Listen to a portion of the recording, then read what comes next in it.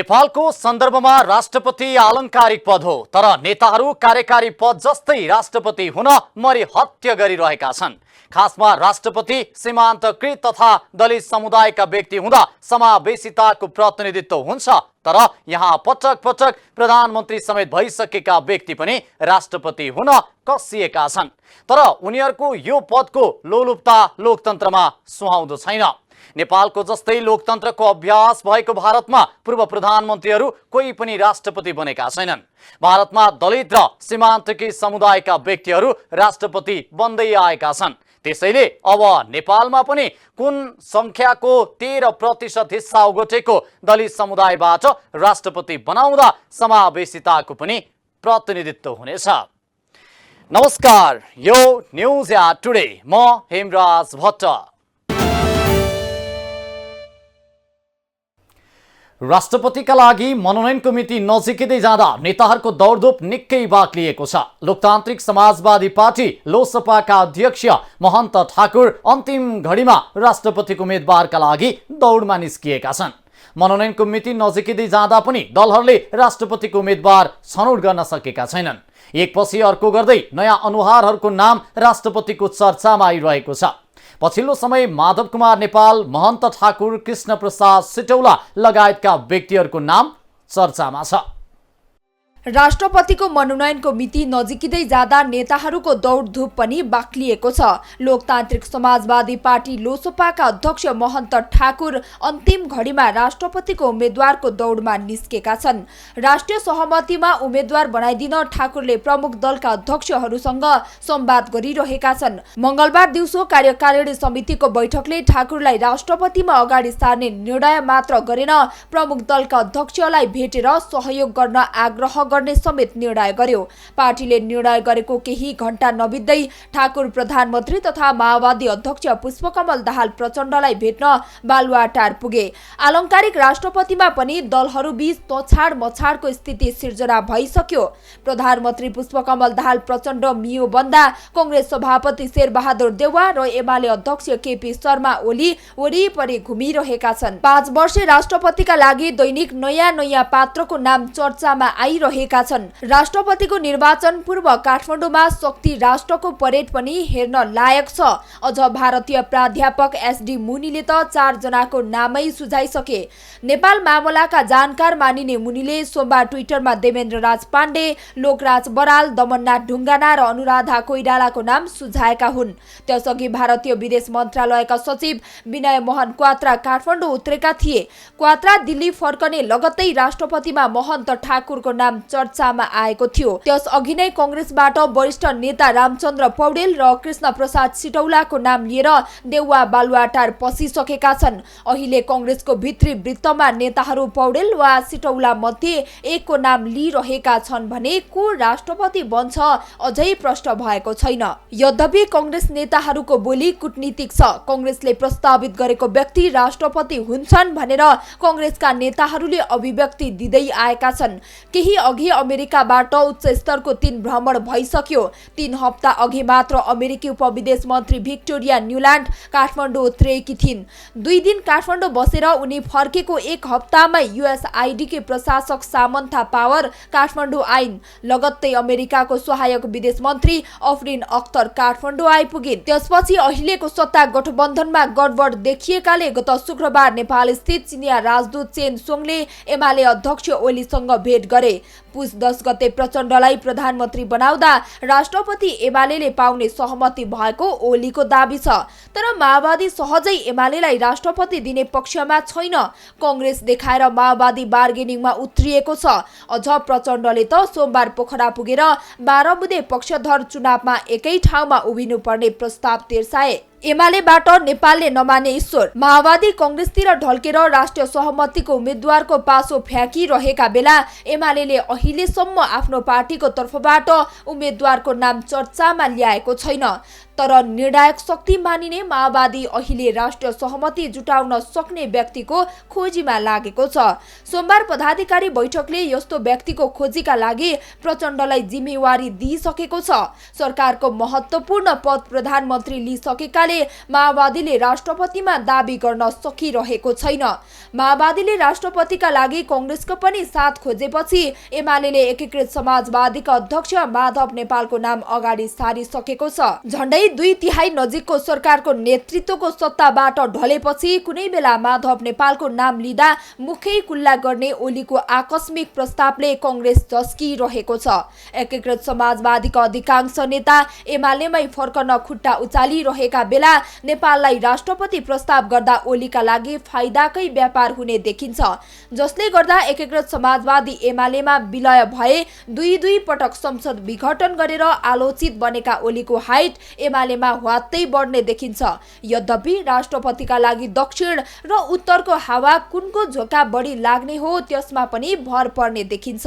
माधव कांग्रेस नेतृत्वको 5 दलमा छन्। उनले यो कुरा नमाने एमालेले अर्कै उम्मेद्वार अघि सार्ने तयारी भएको बताएको छ। यसको लागि अहिलेको उपयुक्त उम्मेद्वार हुन् पार्टीका वरिष्ठ उपाध्यक्ष ईश्वर पोखरेल। अहिले एमालेमा ओली पछिका कोही शक्तिशाली नेता छन् भने त्यो पोखरेल नै हुन्। ओलीको हर कदममा कात थाप्ने नेता पोखरेल चुनावमा पराजित भए यता पदको बार्गेनिङमा छन्। ओलीले संसद विघटन गरेको समयमा होस् या रक्षा मन्त्रालयबाट बिना विभागीय मन्त्रालयमा तान्दा होस्, पोखरेल साथमै रहे। अझ अहिलेकी राष्ट्रपति विद्यादेवी भण्डारीलाई सबैभन्दा बढी डिफेन्स गर्ने नेता पनि पोखरेल नै हुन्।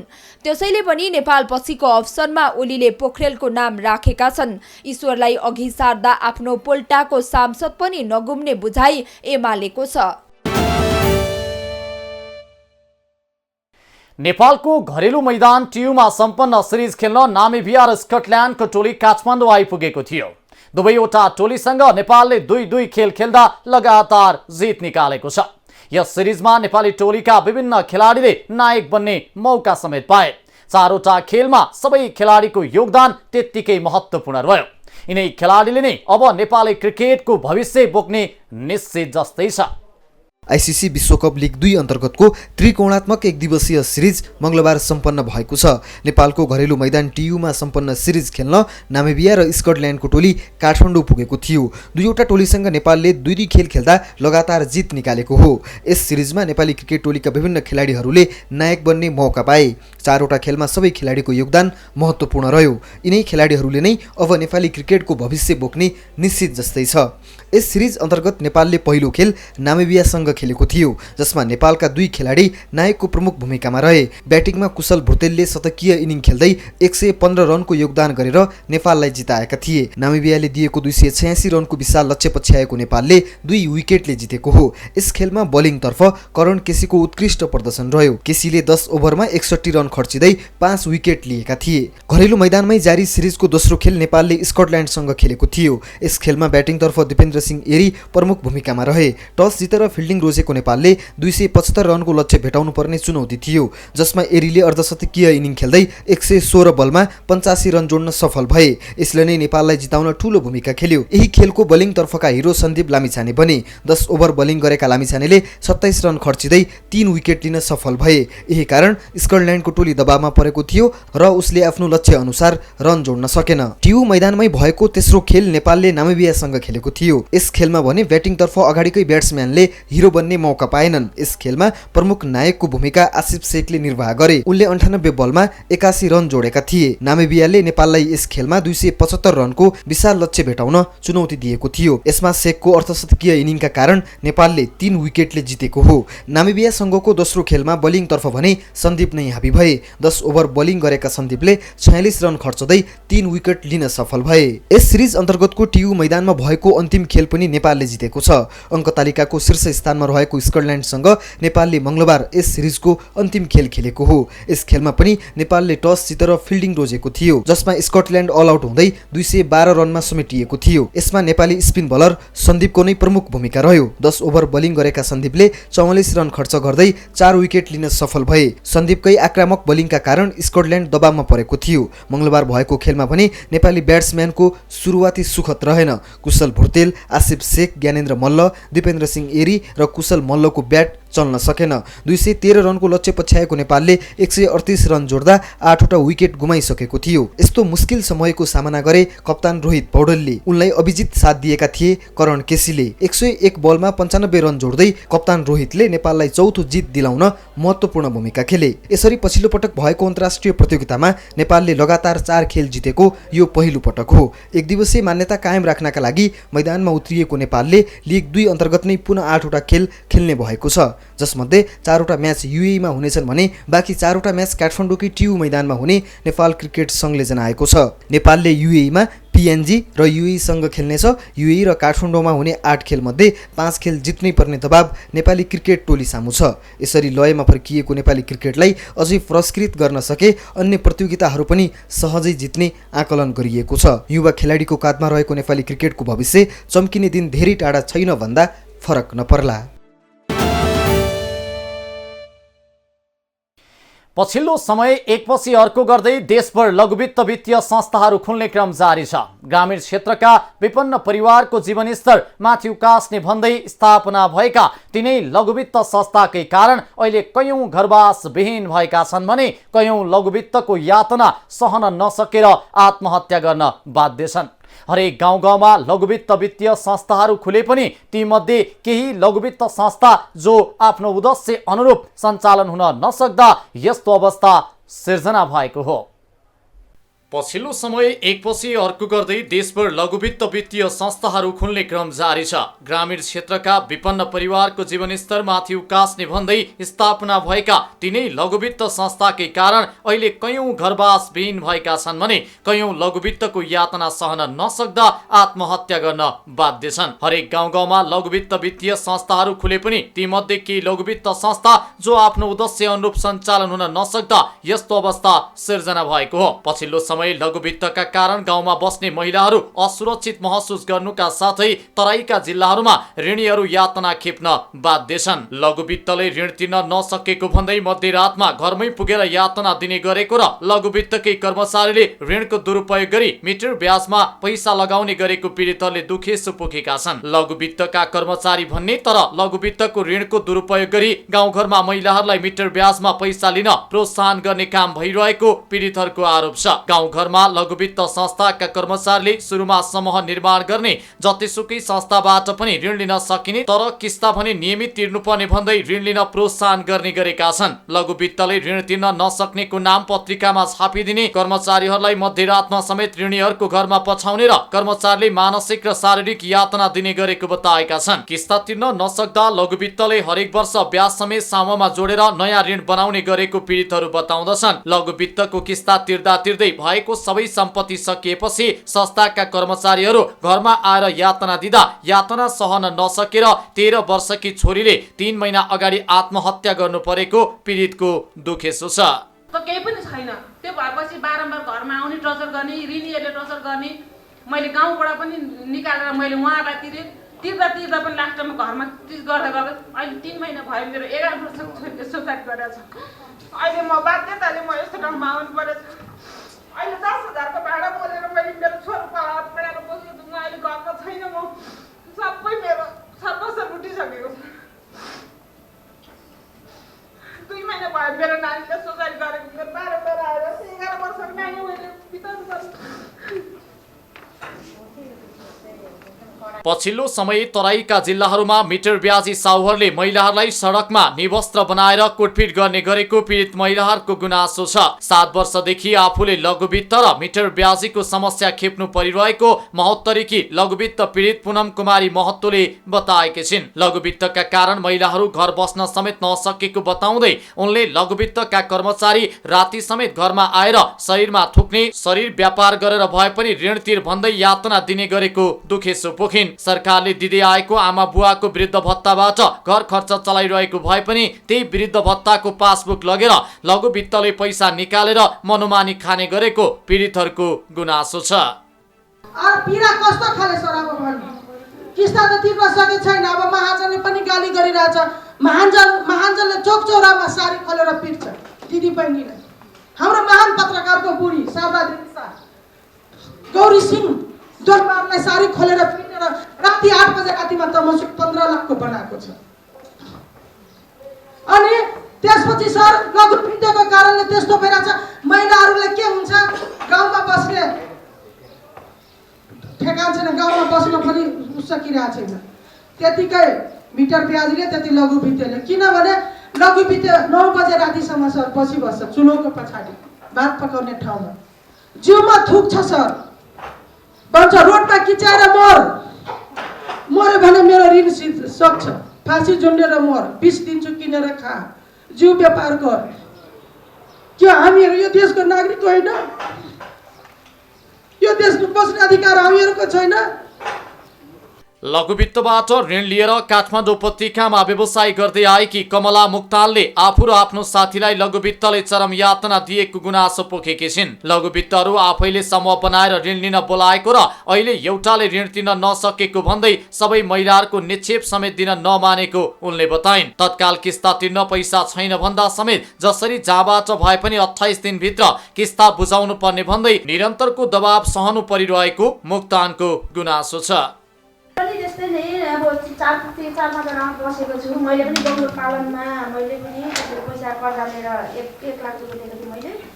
अनि बबुरहरू सबै मर्यो। अनि मर्दाखेरि भनेको मेरो व्यवसाय राम्रो भएन।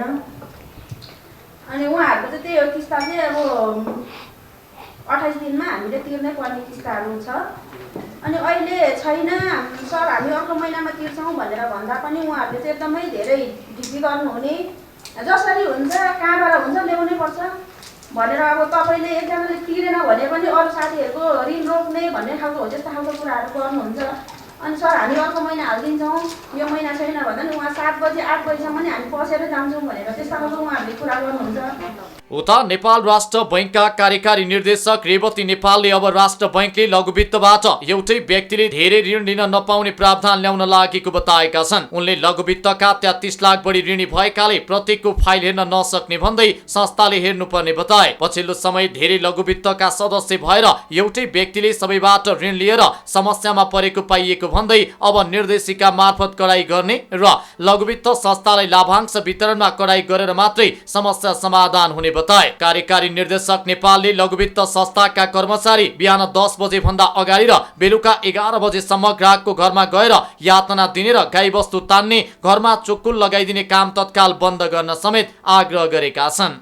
33 लाख ऋणीहरू छन् प्लस छन्, ती सबैको 1-to-1 फाइल हेर्ने काम चाहिँ सम्बन्धित लघुवित्त संस्थाको हो।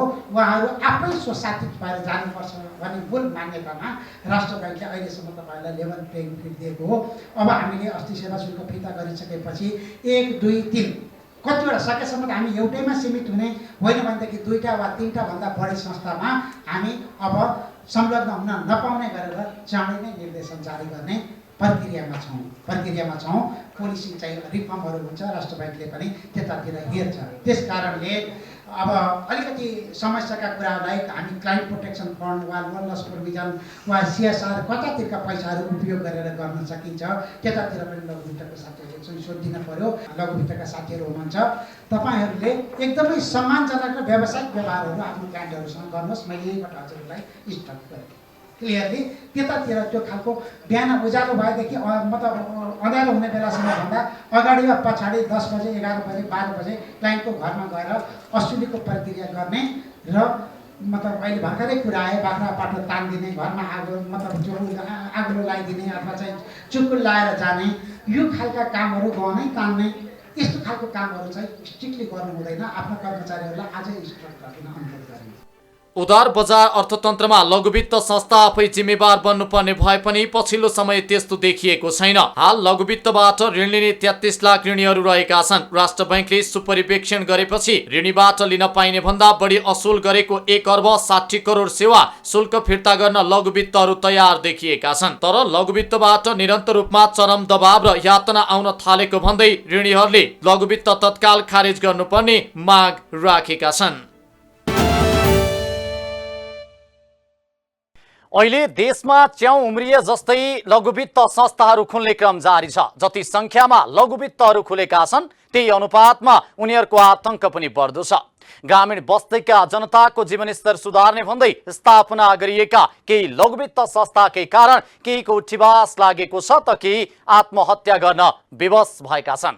अब यस्तो अवस्थामा केही ज्यानमारा लघुवित्तलाई सरकारले कानुनको दायरामा ल्याएर उचित कारबाही गर्न जरुरी छ।